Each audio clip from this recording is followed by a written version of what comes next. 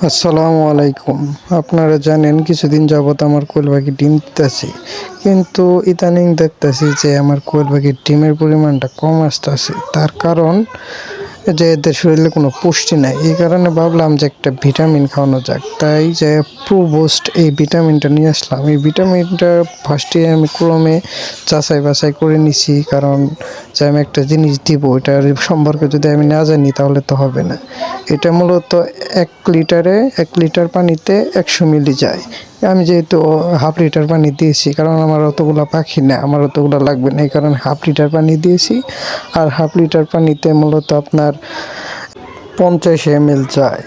আর এখন আসি ভিটামিনের উপকারিতা। একটা ভিটামিনে আপনার যে যদি খাওয়ার রুচি থাকে না, যে দেখা যায় যে খাবার কম খায়, এই কারণে মূলত আপনার যে ভিটামিনটা দেওয়া হয়। আর যদি রুচি না থাকে তাহলে তো ডিমগুলো পারবে না। এই কারণে মূলত আমি এখন পর্যন্ত, এর আগে আমি কখনো ভিটামিন খাওয়াই নাই, এবারই প্রথম। দেখি এখন যে কেমন হয়, বুঝতে তো হবো।